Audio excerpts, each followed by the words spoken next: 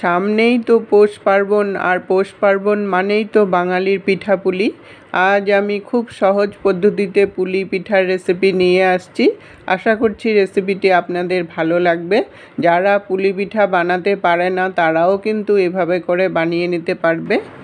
নমস্কার বন্ধুরা, আমি সীমাস স্মল কিচেনে আপনাদের সবাইকে স্বাগত জানাচ্ছি। এই পুলি পিঠাগুলো কিভাবে অনেক দিন পর্যন্ত স্টোর করে রেখে খেতে পারবেন তারও পদ্ধতি দেখাবো। চলুন তাহলে দেরি না করে আমার রেসিপিটা আরম্ভ করি। আমি প্রথমে পুলি পিঠাটার জন্য ময়দা মেখে নেব। 2.5 কাপের মতো ময়দা নিয়ে নিলাম। স্বাদ অনুসারে একটু নুন দিয়ে দিলাম, আর আধা চামচ বেকিং পাউডার দিয়ে দিলাম, আর আধা চামচেরও কম বেকিং সোডা দিয়ে দিলাম। এখন সব শুকনো উপকরণগুলো একটু মেখে নেব। শুকনো উপকরণগুলো মেখে নিয়ে এটার মধ্যে 1 চামচ ঘি দিয়ে দিলাম, আর 1 চামচ রিফাইন্ড অয়েল দিয়ে দিলাম। এই ঘিটা দেওয়ার জন্য রেসিপিটা একটা খাস্তা হবে আর একটা মুচমুচে ভাব হবে। 2 থেকে 3 মিনিট মতো মেখে নিয়ে যখন দেখবেন যে হাতের মুঠোতে চাক্কা হয়ে যাচ্ছে ময়দাটা, তখনই বুঝবেন যে ময়ামটা দেওয়া হয়ে গেছে। এখন আমি উষ্ণ গরম জল নিয়ে অল্প অল্প জল দিব আর ময়দাটা ভালো করে মেখে নেব। একবারে বেশি জল দেব না, তাহলে মাখাটা ভালো হবে না। অল্প অল্প জল দিব আর মাখতে থাকবো। এইভাবে করে মাখলে মাখাটা খুব ভালো হয়। আমি 2 থেকে 3 মিনিটের মতো ময়দাটা ভালো করে মেখে নেব। ময়দাটা মাখা হয়ে গেছে। এখন আরও 2 মিনিটের মতো আমি ময়াম দিয়ে নিব এইভাবে করে। তাহলে রেসিপিটা খেতে কিন্তু খুবই ভালো হয়, একদম খাস্তাও হবে আর একদম ক্রিস্পিও হবে। ময়ামটা দেওয়া হয়ে গেছে। এখন ওপর থেকে 1 চামচ রিফাইন্ড অয়েল দিয়ে ভালো করে মাখিয়ে নেব। মাখিয়ে নিয়ে তারপর একটা বাটির মধ্যে নিয়ে ঢাকা দিয়ে আধা ঘন্টা আমি রেস্টে রেখে দেব, ভালো করে সেট হয়ে যাবে। এদিকে এটা সেট হতে হতে আমি পুর রেডি করে নেব পুলি পিঠাটার জন্য। আমি 1.5 কাপ নারকেল কোড়া দিয়ে দিলাম, আর 1 কাপ চিনি দিয়ে দিলাম। চিনিটা একটু বেশি করে দিয়েছি কারণ এটা একটা শুকনো পুর হবে, ভিজা ভিজা পুর হবে না। শুকনো পুর হলে পুলিগুলো থাকবে অনেক দিন, আর ক্রিস্পি ভাবটাও অনেক দিন থাকবে। চিনিটা দিয়ে আমি 5 মিনিটের মতো নেড়ে চিনিটাকে গলিয়ে নিলাম। তারপর এটার মধ্যে আমি 2টো এলাচ থেতো করে দিলাম। এলাচটা দিলে সুন্দর পুরটার মধ্যে একটা এলাচের গন্ধ করবে, তখন রেসিপিটা খেতেও ভালো লাগবে। পুরটা দেখুন অনেকটা শুকিয়ে আসছে, এখনও আরেকটু শুকোনোর বাকি আছে। একদম ঝুরঝুরা হয়ে যাবে যখন, একটু শক্ত ভাব হয়ে যাবে, তখন নামিয়ে নিতে লাগবে। শুকনো হয়ে যাওয়ার পরেও আমি 2 থেকে 3 মিনিটের মতো আমি নেড়ে আরও শুকনো করে নেব, যতক্ষণ না ঝুরঝুরা হয়ে যায়। দেখুন ঝুরঝুরা হয়ে গেছে, আমি এখন নামিয়ে নেব। এদিকে আমার ময়দা মাখাটাও সেট হয়ে গেছে। আমি এখন বাটির থেকে উঠিয়ে আরেকটু আমি ময়াম দিয়ে নেব। আরও 2 থেকে 3 মিনিটের মতো এইভাবে করে ময়াম দিয়ে নেব। এখন আমি একটা রুটির মতো করে গোলা করে তারপর একটু ময়দা দিয়ে আমি একটা রুটি বেলে নেব। রেসিপিটা যদি আপনারা ইউটিউব চ্যানেল থেকে দেখেন তাহলে চ্যানেলটাকে সাবস্ক্রাইব করে পাশে থাকা বেল আইকনটাকে ক্লিক করে অল অপশানে ক্লিক করে রাখবেন, সবার আগে নোটিফিকেশন পৌঁছে যাবে।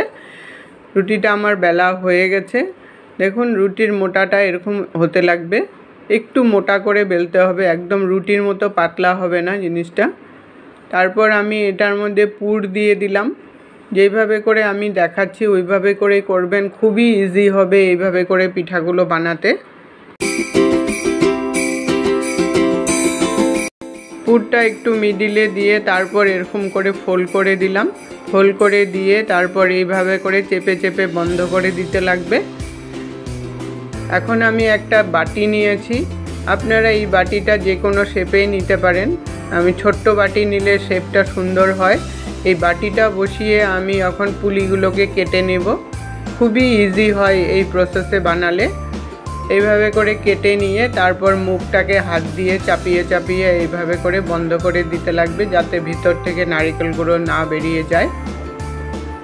আমি আরেকটা করে দেখাচ্ছি। পুরটা নিচের দিকে রেখে ওপর দিকে বাটিটাকে চাপ দিবেন, তাহলেই সুন্দর করে একটা শেপ বেরিয়ে আসে।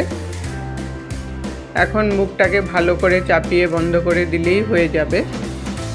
এখন আমি একটা কাঁটা চামচ নিয়েছি, কাঁটা চামচ দিয়ে এইভাবে করে চেপে চেপে একটু ডিজাইন হয়ে যাবে, সুন্দর লাগবে দেখতে। এইভাবে করে দিলাম। আপনারা ইচ্ছা করলে প্লেনভাবেও রাখতে পারেন।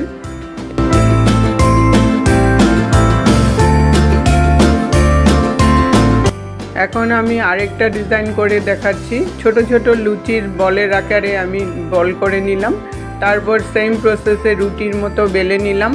সেম প্রসেসে ওরকমভাবেই মোটা রাখতে হবে, রুটির মতো পাতলা করলে হবে না।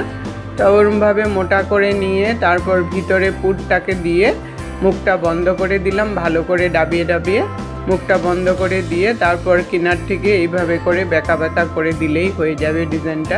খুবই সুন্দর লাগে এই ডিজাইনটা। রেসিপিটা যদি আপনারা ফেসবুক পেজ থেকে দেখেন তাহলে পেজটাকে ফলো করে নেওয়ার অনুরোধ রইল। আমার একটা পুলি রেডি হয়ে গেছে, এরকমই ডিজাইন হবে। আমি আরেকটা করে দেখাচ্ছি।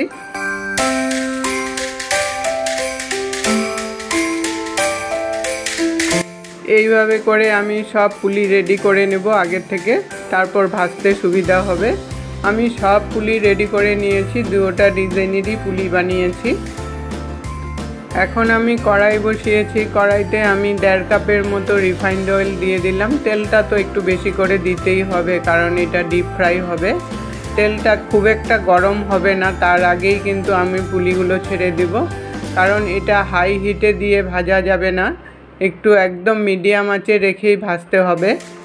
তেলটা পুরোপুরি গরম না হওয়ার আগে আমি পুলিগুলো ছেড়ে দিলাম, তাহলে আস্তে আস্তে করে হতে থাকবে, আর একটা খাস্তা ভাবও আসবে আর ক্রিস্পি ভাবও আসবে।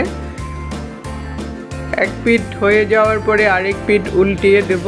এইভাবে করে প্রায় 10 মিনিটের মতো লাগে কিন্তু পিঠাগুলো ভাজতে। একটু সময় নিয়ে পিঠাগুলো ভাজলে খুবই খাস্তা হয় আর ক্রিস্পি হয়। পিঠাগুলো ভাজতে ভাজতে যখন দেখবেন হালকা ব্রাউন কালার চলে আসছে, তখনই কিন্তু নামিয়ে নিতে হবে। একটু উল্টিয়ে পাল্টিয়ে তারপর আরও 2 থেকে 3 মিনিটের মতো ভাজবেন লাল হওয়ার পরেও, তারপর নামিয়ে নিলেই হয়ে যাবে। এইভাবে করে বাকি পিঠাগুলো ভেজে নামিয়ে নিলাম। আজ আমি খুব সহজ পদ্ধতিতে পুলি পিঠা বানালাম। দেখুন পিঠাগুলো কীরকম ক্রিস্পি হয়েছে, একদম ধরলেই ভেঙে যাচ্ছে। রেসিপিটা যদি একটু হলেও আপনাদের ভালো লেগে থাকে লাইক দিয়ে শেয়ার করে দিবেন বন্ধুদের সাথে। আজকের টিপস, শুকনো পুলি পিঠা অনেক দিন পর্যন্ত স্টোর করে রাখতে হলে নারকেলটা একদম শুকনো করে বানাবেন, তাহলেই অনেক দিন স্টোর করে রাখা যাবে। এতক্ষণ সঙ্গে থাকার জন্য আপনাদেরকে অসংখ্য অসংখ্য ধন্যবাদ বন্ধুরা। আবার দেখা হবে নতুন রেসিপির সাথে। সুস্থ থাকুন, ভালো থাকুন।